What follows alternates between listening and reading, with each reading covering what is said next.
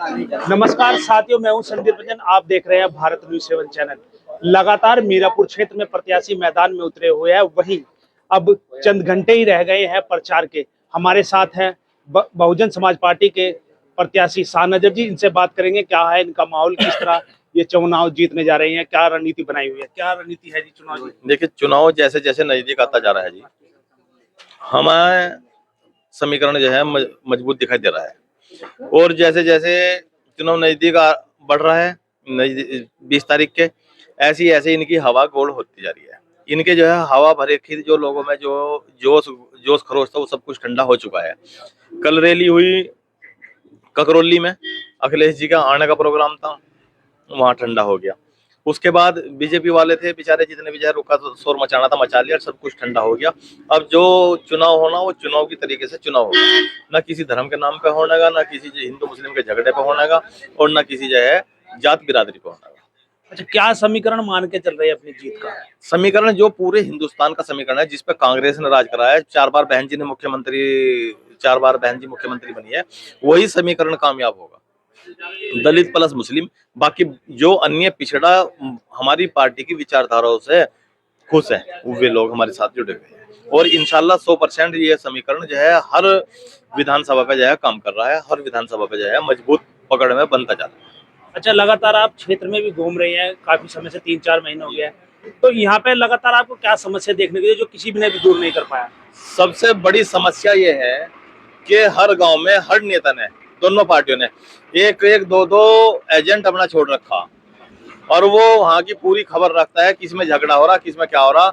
अब इनका काम क्या है, लड़ाई कराओ, वोट डाल लो, एक पार्टी को अपनी कर लो। तो सबसे बड़ी समस्या है थी, ये हमने दूर कर दी। हमने किसी भी गांव का कोई एजेंट नहीं दिया, हमारी डायरेक्ट जो है हर घर हर परिवार से जो है बात हुई। हर परिवार हर घर से डायरेक्ट जो है संपर्क में रहेंगे। चुनाव हार हो या जीतो, सबसे पहले जो है ये समस्या थी, ये समस्या हमने दूर कर दी। अब इनका यहाँ दीवा अब जलने वाला नहीं है, इनके दीवे का घी जो है खत्म हो गया। जो किसी के मौत पे भी जो है राजनीति करते थे, किसी के झगड़े पे भी राजनीति करते थे, किसी की बेटी बहू बेटी के साथ बलात्कार हो गया उस पर भी राजनीति करते थे, ये हमने इनका सब कुछ खत्म कर दिया। अच्छा, लगातार क्षेत्र में आप घूम रहे हैं, हम भी घूम रहे हैं। 4-4 प्रत्याशी है, मुस्लिम प्रत्याशी। तो मुस्लिम इस समय बट जाएगा तो फिर कैसे जीत मानेगा? इसके लिए आपके माध्यम से भी हमें एक मैसेज देना चाहते हैं और जनता को भी हम समझा रहे हैं कि ये जो कंफ्यूजन है, अगर मुस्लिम चारों के चारों प्रत्याशी मुस्लिम के ऊपर चुनाव लड़ रहे हैं और हमारे पास दलित का प्लस में कोटा है, जो मुस्लिम भाई हमारे विचलित थे, हम उनसे कह चुके कि जहां प्लस है वहां प्लस करना है।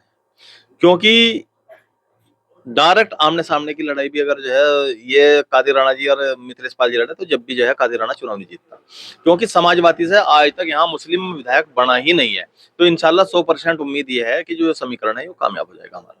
अच्छा, देखने में आया है कि जब से देश आजाद हुआ, जब से ये पहले भोकरेडी सीट रही, फिर मोरना, फिर मोरना बनी, मोरना के बाद हुई मीरापुर क्षेत्र रही, इसमें सब बाहरी चुनाव जीत के गए हैं, कोई भी ऐसा नहीं जो लोकल का चुनाव जीता। तो यही तो समस्या मैं बता रहा हूँ, ये लोग राजनीति करते हैं और यहाँ एजेंट छोड़ रखे हैं। हमें एजेंट छोड़ने की जरूरत नहीं, हम तो गाँव के खुद यहीं से आसपास में 40-50 गाँव तो जो है हम यहीं से कवर करें घर बैठे बैठे जी। जिधर को भी चलोगे जो है 10 किलोमीटर पे गाँव सारे कवर हो जाए। 10 किलोमीटर के दायरे में 40-50 गाँव है। फिर जो है मीरापुर मोड़ना के जितने भी गाँव है ये सारे जो है हमारे देखे हुए।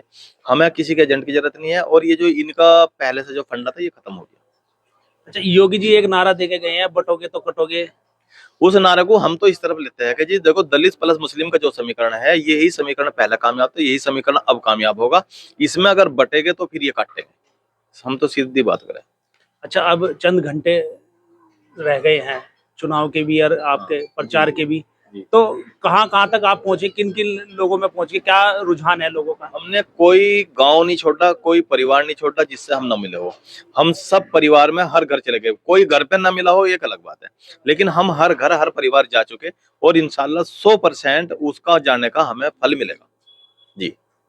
तो जैसे कि चंद्रशेखर का प्रत्याशी भी मैदान में है, मुस्लिम, वो भी आपकी बिरादरी से, जोजा बिरादरी है, तो जोजा बिरादरी कहाँ जाने वाली? देखो, ये कहीं ना कहीं पहले ही वो कहते हैं ना, बहू के पाँव पालने में दिख जा, ये कहीं ना कहीं पहले से ही सुनिश्चित था कि लोग जो राजनीति करना रहे वो बिरादरीवाद पा रहे। पहले तो चंद्रशेखर जी की बात ले लो, वे एक बिरादरी की बात अगर मान लिया करते थे तो पहले बजरंग दल में भी काम करा और जगह भी काम करा, फिर वहां सब सर्व समाज ने उन्हें वोट दिए। तो जब सर्व समाज ने वोट दिए, चाहे वो सामान्य का हो, जनरल के हो, SC ST हो, तो सबकी बात करनी चाहिए।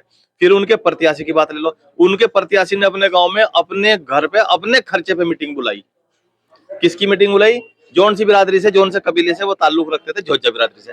क्यों भाई? झोझा बिरादरियों के वोट थोड़ी ना है, वोट तो अंसारियों के है, कुरैशियों के है, सलमानियों के है, कस्सारों के है, सब बिरादरियों के वोट है। बुलाते, सबकी मीटिंग बुलाते, और उसी मीटिंग में मुंह की खाई उन्होंने। अगर 200 लोग थे, 200 लोग में से जो है 10 लोगों ने कह दिया कि हम तुम्हें समर्थन दे रहे, 190 ने वहीं विरोध करा, और 190 ने विरोध करके कुर्सियां तोड़ के भाग के आए। अच्छा ना, आपने एक अभी बात कही कि चंद्रशेखर पहले बजरंग दल में रहे, तो वो तो मुस्लिमों के और दलितों की बात ही कर रहे हैं। देखो मेरी बात सुनो, जो लोग सर्व समाज का वोट लेकर चुनाव जीत गया, उन्हें सर्व समाज के लिए बात करनी चाहिए। ऐसा है, कोई गरीब की और पीड़ित की बात करनी चाहिए। हमारा मानना यह है कि जैसे हमारी सरकार पहले 4 बार चली है, उसमें चाहे कोई ठाकुर हो, जाट हो, गुज्जर हो, मुस्लिम हो, SC हो, सब लोगों को मंत्रिमंडल में शामिल करा गया। जब सब लोगों को मंत्रिमंडल में शामिल करा गया कैबिनेट में, तो फिर हमारा मानना है कि किसी भी समाज की, किसी भी कबीले की कोई भी जो है उत्पीड़न नहीं हो सकता। उत्पीड़न होगा तो वहां होगा जहां किसी के लोग सरकार में शामिल नहीं होंगे। जैसे बीजेपी में मुस्लिम समाज के लोग शामिल नहीं है तो उत्पीड़न हो रहा है, SC समाज के लोग शामिल नहीं है, SC समाज के लोगों को जो है लोक दल वालों से गठबंधन करा। एक हमारे मंत्री जी है, उन मंत्री जी को मंत्री बना दिया उन्होंने, तो वे अपने लोगों को जो है उन्हीं के फायदे गिना रहे। किन के फायदे गिना रहे?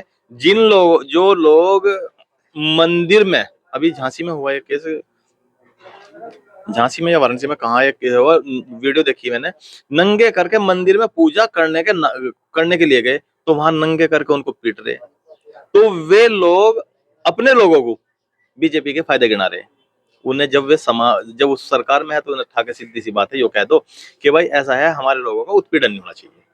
जब मंत्री जी तो कह रहे हैं 25% दलित एकदम लोक दल की तरफ है। मेरी बात सुनो, मंत्री जी का मान सम्मान जो है बहुत करते हैं, उन्हें मुंह पे भी मना नहीं कर सकते लोग, लेकिन जो मान सम्मान उनका करता है, उस मान सम्मान का ये मतलब नहीं है कि बहन जी को छोड़ के वे बीजेपी को वोट देते हैं। अच्छा, क्या समीकरण माने अपनी जीत का? समीकरण 100% हम इंशाल्लाह चुनाव जीत पाएंगे, क्योंकि 67% दलित प्लस मुस्लिम है, बाकी अन्य पिछड़ा जो हमारी विचारधाराओं से जो है खुश है, वो हमारे साथ है। अच्छा, ये थे बहुजन समाज पार्टी के प्रत्याशी शाहनवाज जरनी, जिसने बताया कि उनका दलित और मुस्लिम समीकरण ही उनकी जीत की ओर है। नमस्कार।